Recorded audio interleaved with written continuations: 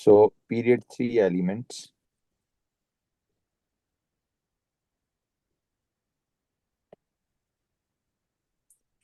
Their atomic radius we discussed. Today we are going to discuss their ionic radius. पिछली class से इसको मैं link करूंगा. तो पहला तो हमें ये समझना है कि पीरियड 3 में दो तरह के आयन्स होते हैं. First four members sodium, magnesium, aluminium, silicon, phosphorus, sulfur, chlorine, and argon. These are the members of period 3 elements. So if you talk about the ions, argon does not form any ion, so it's out, and we are left with these. So sodium, magnesium, aluminum, silicon, they form positive ions, and phosphorus, sulfur, chlorine, they form the negative ions. Okay.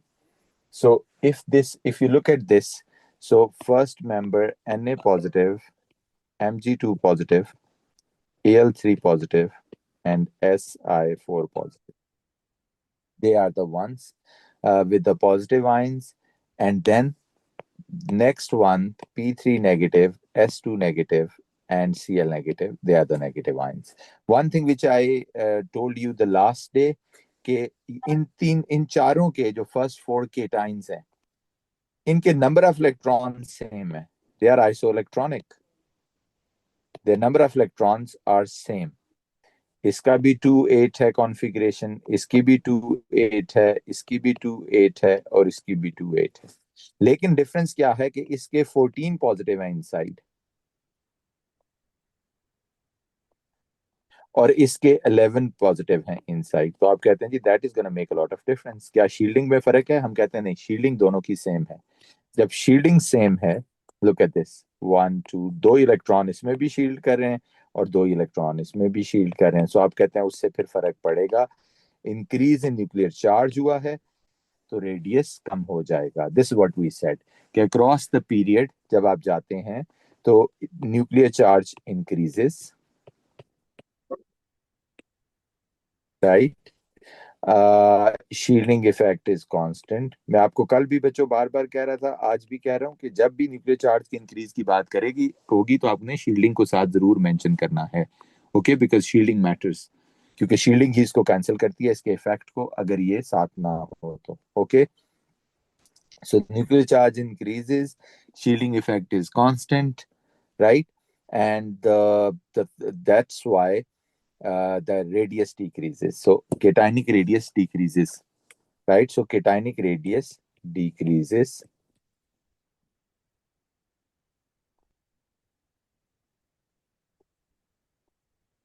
from sodium to silicon, right? अगर वो trend पूछे तो. ठीक है.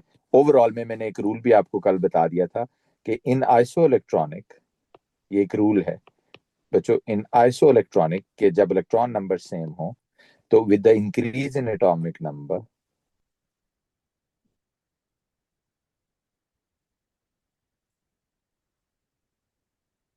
Radius decreases. That's the rule. और rule की वजह मैंने आपको ऊपर एक्सप्लेन कर दी है. क्योंकि न्यूक्लियर चार्ज ज्यादा हो रहा है, शील्डिंग कांस्टेंट है, तो केटाइनिक रेडियस कम होगा. सॉरी, इसमें एक ऐड करें, मोर न्यूक्लियर अट्रैक्शन होगी. और इसी तरह बच्चों same goes for this one. यहाँ जब आप देखते हैं मिसाल के तौर पे ये 15 है, ये 16 है, ये 17 है atomic number, they all are isoelectronic.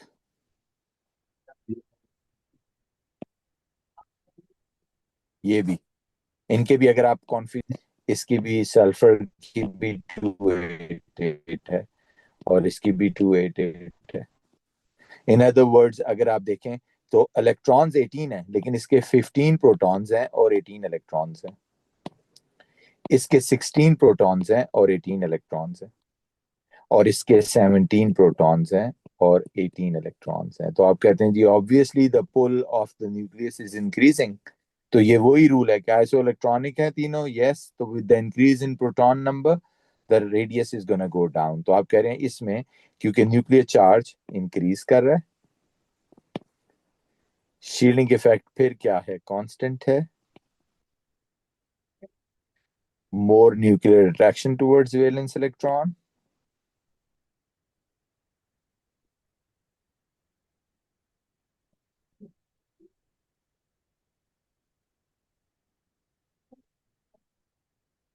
hence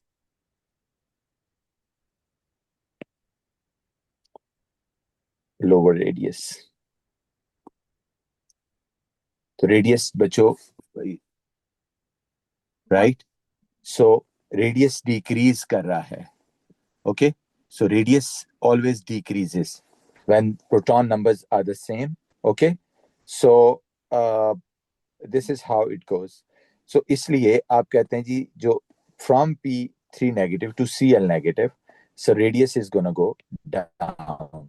Okay, अगर इसके भी 3 shells हैं, इसके भी 3 shells हैं, तो it will be smaller than this.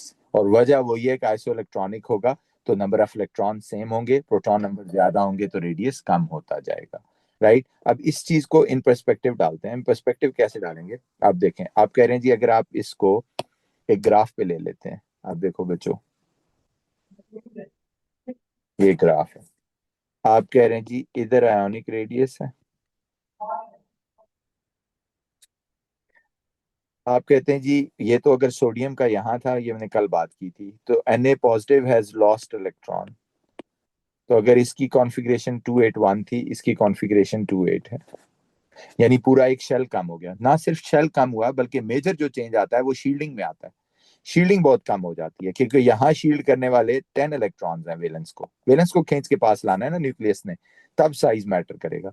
और यहाँ आप कह रहे हैं जी सिर्फ 2 शील्ड कर रहे हैं, तो इसलिए शील्डिंग कम होने से आपका बहुत सारा रेडियस कम हो जाता है. So sodium ion is way way smaller than Na positive. इसलिए मैंने कल जब इसको बनाया तो मैंने कहा आयनिक रेडियस में जब आप बनाएंगे Na पॉजिटिव को तो it will be somewhere here. फिर अक्रॉस द पीरियड जब आप जा रहे हैं तो क्योंकि आइसोइलेक्ट्रॉनिक है, क्योंकि प्रोटॉन्स बढ़ रहे हैं, so size of the nucleus is gonna go down. This one and then this one, right? लेकिन हैविंग सेड दैट, इसके बाद आगे जब नेगेटिव आयन शुरू होता है, P3 negative, S2 negative and Cl negative. अब बच्चों एक बात आपने याद रखनी है, अगर ये क्लोरीन है और इसका है 287, तो अगर ये Cl नेगेटिव बनाएगा, लगता तो यही है 288 है, तो लगता तो यही है कि सिर्फ वैलेंस शेल में एक इलेक्ट्रॉन ऐड हो जाएगा तो क्लोरीन के साइज में तो कोई फर्क ही नहीं आएगा जब वो Cl नेगेटिव बनेगा. ऐसा नहीं है. हम कहते हैं कि जब क्लोरीन जो है when it turns out to be Cl negative, तो इसके जो वैलेंस शेल में बच्चों इलेक्ट्रॉन ऐड होता है ना, जैसे 7 तो इसके अपने थे, इधर देखें, तो ये जो इलेक्ट्रॉन ऐड होता है ना, इसकी रिपल्शन होती है with Go this go go go go the go already. go go go. निशान ये देखें कौन है,